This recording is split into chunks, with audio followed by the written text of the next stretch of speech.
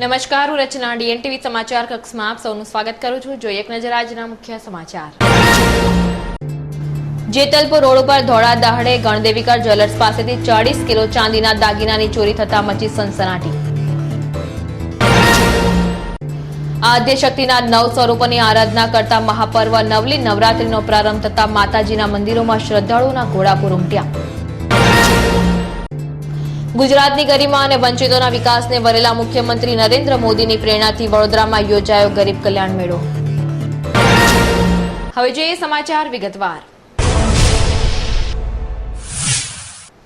Jetalpur road પર ધોળા દિવસે ગણદેવીકર જ્વેલર્સ પાસે કારનો કાચ તોડીને 40 કિલો ચાંદીની ચોરી કરી ગઠિયાઓ ફરાર થઈ જતા સનસનાટી મચી જવા પામી છે।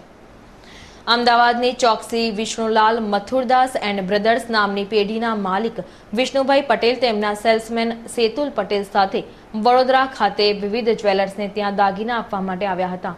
બપોરના 1:30 વાગ્યાના અરસામાં તેઓ કાર લઈને જેતલપુર રોડ પર આવેલ ગણદેવીકર જ્વેલર્સ ખાતે આવ્યા હતા અને કાર પાર્ક કરીને ગણદેવીકર જ્વેલર્સની દુકાનમાં દાગીનાના 2 થેલા લઈ પ્રવેશ્યા હતા। પરત ફરતા તેમણે કારનો કાચ તૂટેલો જોતા કારમાં મૂકેલા 40 કિલો ચાંદી આશરે 8 લાખની કિંમતના દાગીનાના થેલાની ચોરી થઈ હોવાની જાણ થતાં ગોત્રી પોલીસ મથકના પીઆઈ સહિતનો કાફલો ઘટના સ્થળે ધસી આવ્યો હતો। આશ્ચર્યની વાત તો એ છે કે તસ્કરોએ કાચ તોડ્યો એનો અવાજ પણ કોઈએ સાંભળ્યો ન હતો અને કોઈએ ચોરને જોયા પણ ન હતા। આજે સવારે 2 વેપારી એમની ગાડી લઈને આવેલા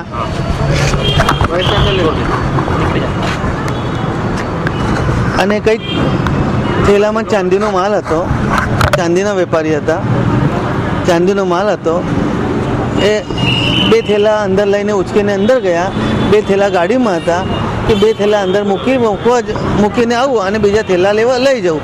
તો ઉપર જઈને 2 થેલા લેવા આવ્યા એટલી વારમાં કોઈએ અંદરની કાચ તોડીને એ થેલા કોઈ લઈને જતું રહ્યું। કેટલા કિલો ચાંદી હતું? એ હજુ વેપારી અલગ અલગ જગ્યાએ ઘણું બધું એનું વેચેલું હોય તો એનો ખબર એને જ હોય, એ મારી પાસે એની ડિટેલ ના હોય। તો ચાંદીની વસ્તુઓ ગઈ, ચોરી થઈ। સીસીટીવી કેમેરામાં પણ કાર કે તસ્કરોના ફૂટેજ જોવા મળ્યા ન હતા।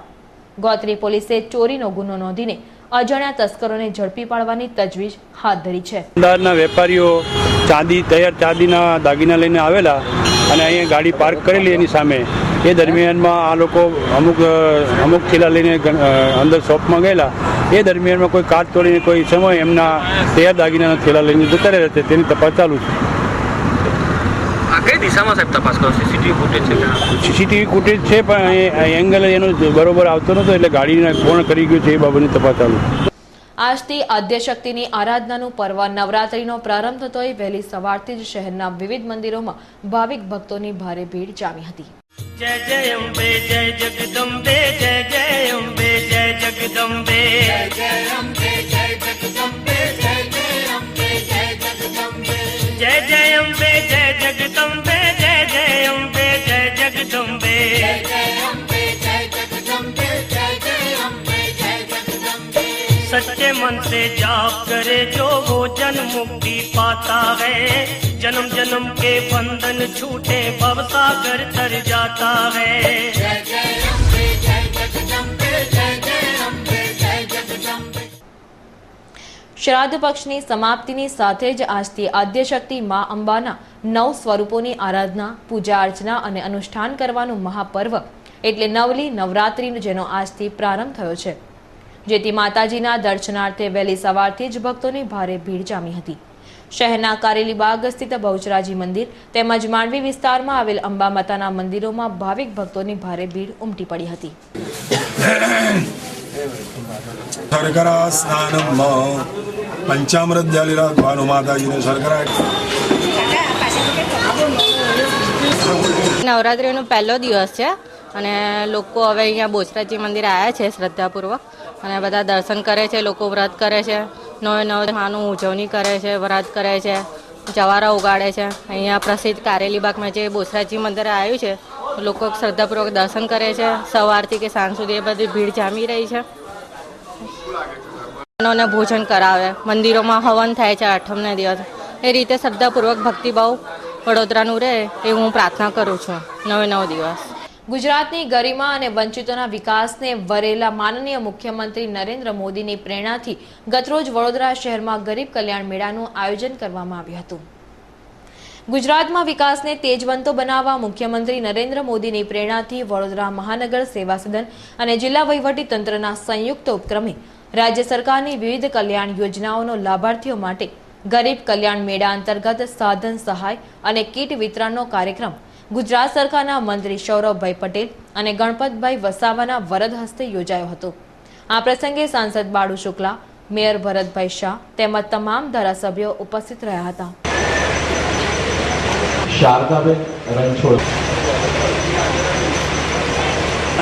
આખા દેશમાં ગુજરાત પહેલું રાજ્ય હશે ગરીબ કલ્યાણ મેળાના કાર્યક્રમ દ્વારા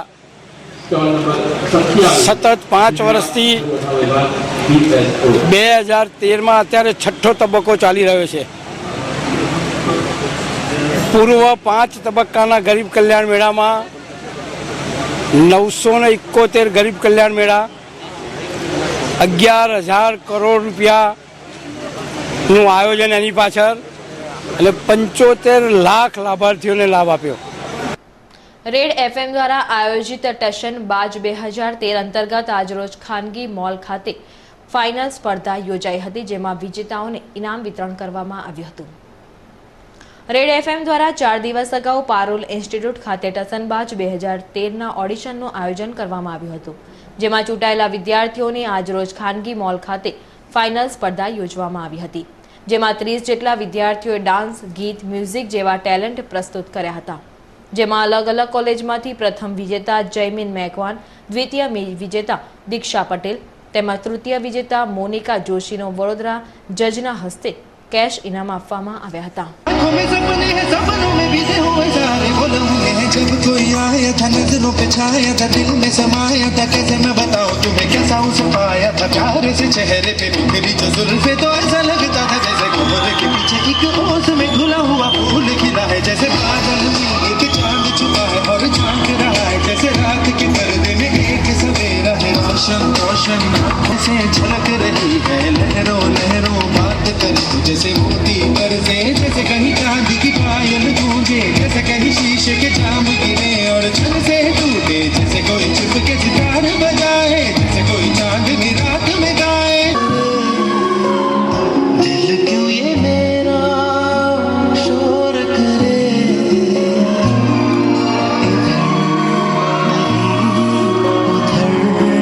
नहीं तेरी ओर चले.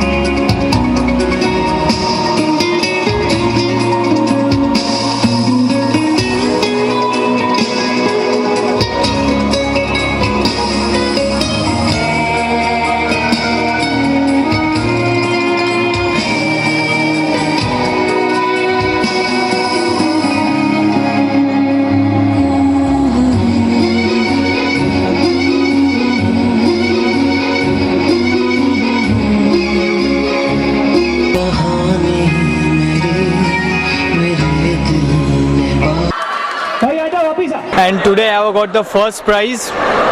Thank you very much Radio Mirchi for this. I could not believe કે હું અહીંયા જીતી ગયો છું, but thanks to all my friends over there કે તેમણે હંમેશા મારો સપોર્ટ કર્યો અને I want to thank my mom and dad for this precious occasion. Thank you very much. रात का एक थोड़ी चांद की चाहे तो चूम ले तू थोड़ी चांद की एक सादा रात का एक थोड़ी चांद की चाहे तो चूम ले तू थोड़ी चांद की एक चांद की कश्ती में चल पार उतरना है तू हल्के हल्के के ना दरिया छल के हो मैया मैया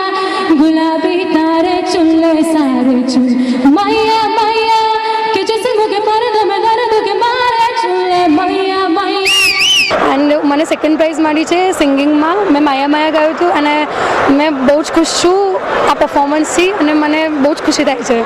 रात के पर्दे में एक सवेरा है रोशन रोशन आँखों से झलक रही है लहरों लहरों बात करे तुझे से मोती बरसे जैसे कहीं चांदी की पायल गूंजे जैसे कहीं शीशे के जाम गिरे और छन से टूटे जैसे कोई चुप के सितार बजाए जैसे कोई चांदनी रात में गाए जैसे कोई हौले से आंसू बुलाए. कैसी मीठी बात थी वो कैसी मुलाकात थी वो जब मैंने जाना था नजरों से कैसे पिघलते हैं दिल और आरज़ू आती है कैसे. મને થર્ડ રેન્ક મળ્યું છે. મેં ક્લાસિકલ ડાન્સ પરફોર્મ કર્યું હતું અને હું બહુ જ ખુશ છું.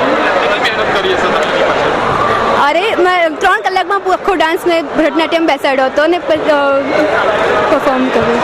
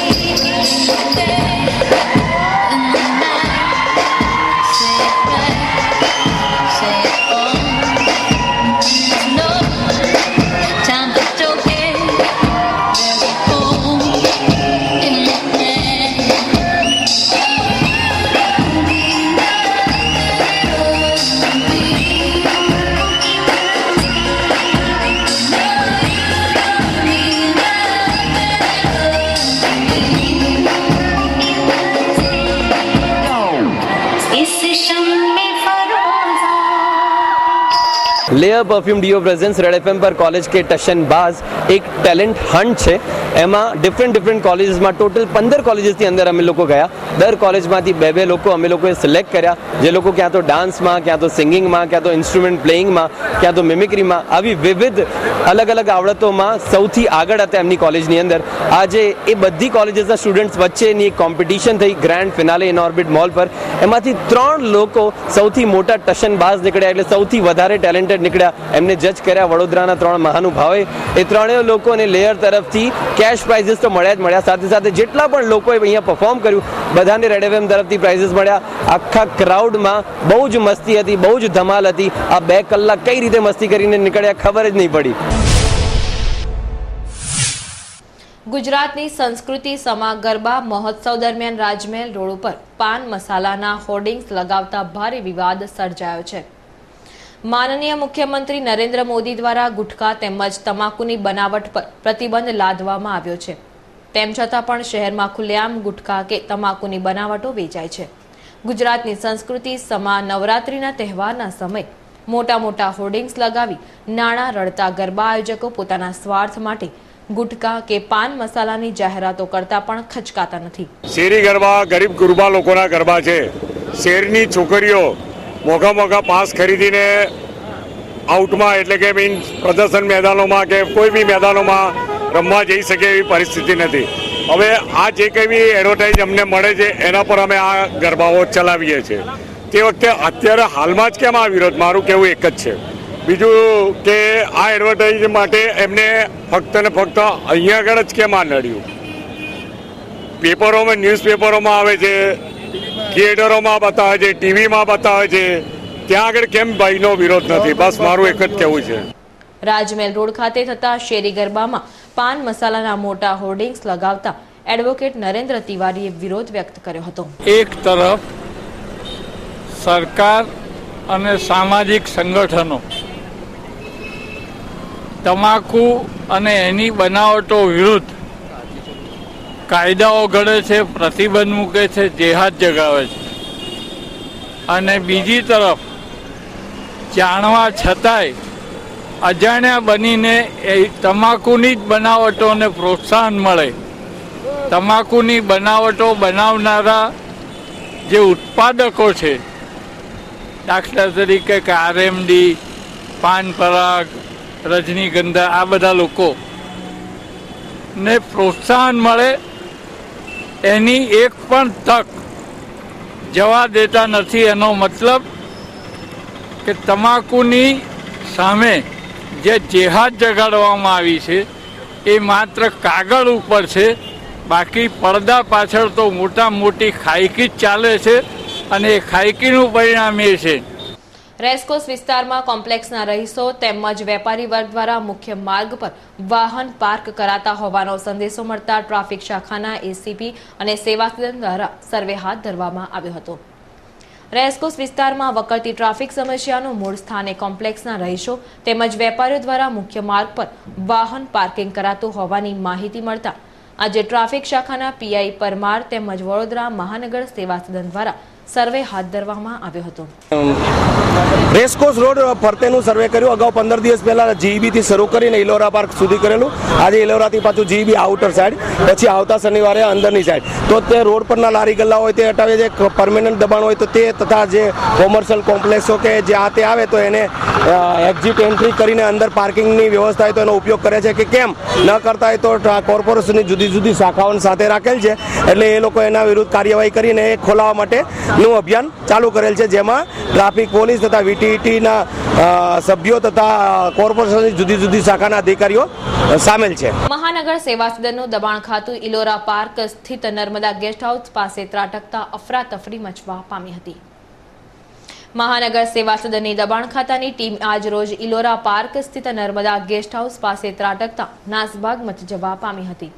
દબાણ શાખાની ટીમે પોલીસના ચુસ્ત બંદોબસ્ત વચ્ચે 15 થી વધુ લારી ગલ્લાના દબાણો હટાવી માલ સામાન જપ્ત કર્યો હતો.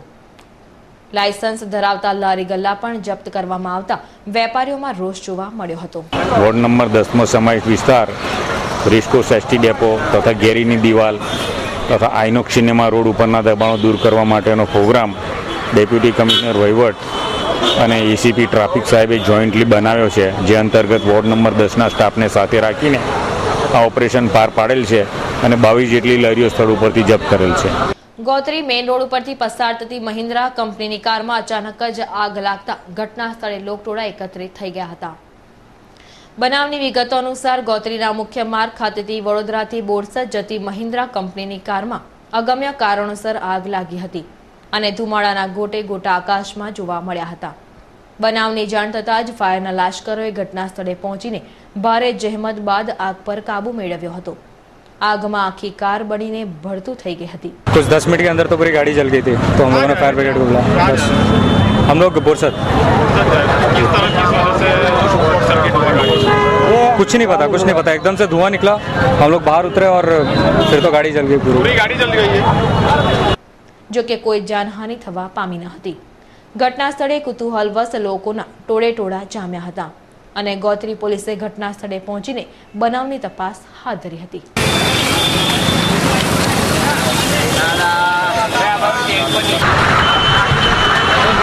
જાયલો કારમાં આગ લાગી હતી તેવા સમાચાર મળતા વડીવાડી ફાયર સ્ટેશનથી સ્ટાફ તાત્કાલિક ઘટના સ્થળે પહોંચી ગયો.